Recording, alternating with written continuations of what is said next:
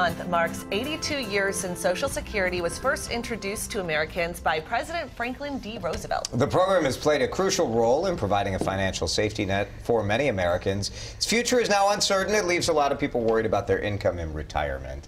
Kovar is here from Great Waters Financial with how to best plan for and maximize your Social Security benefits. Elijah, good to see you. Good to see you. A lot of people are under this idea that Social Security is going to provide nothing for them. That's what a lot of people have been told, you know, in school, that you're paying in, but you're not going to get any out. Is that right or no? It's not right. They have been taking steps since 1983 to restore solvency. They take steps every single year, including this year, taxing more for higher wage earners. We've all seen that. If you make over 117, it went up to 129,000 this year that you had to pay Social Security taxes on.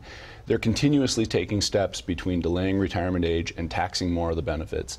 It'll be there. But those tweaks will continue, right? Because as just the demographic changes in this country, you're going to have more people drawing benefits than you have money necessarily going into the system. Yes, and they have to continue. So they're going to either charge higher taxes to wage earners, tax a greater portion of Social Security.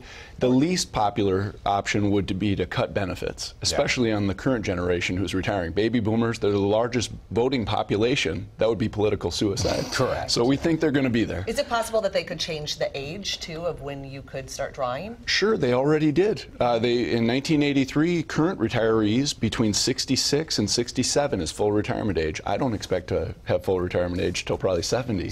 I'm guessing they'll do it to the younger generation. What do you think? Probably, right?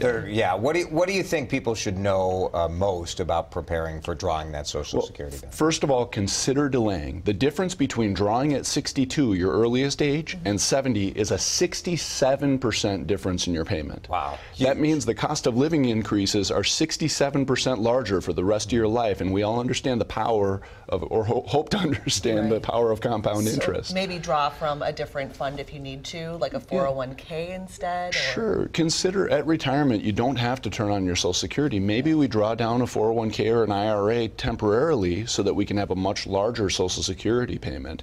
It grows at 8% per year when we delay. Wow. That's a pretty good investment. That's sizable. Yeah. Second thing would be spouses need to coordinate their plans. The restricted application is not gone.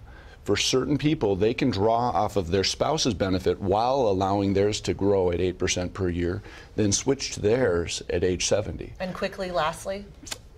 It has to be a part of a comprehensive plan. We have to consider the tax impacts. We have to consider how it impacts all of your retirement accounts.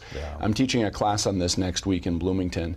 You cannot just isolate Social Security as its own decision. It needs to be part of your overall retirement account plans. Smart. Good stuff, good advice. Kovar, thanks for coming in. We appreciate it. Thanks.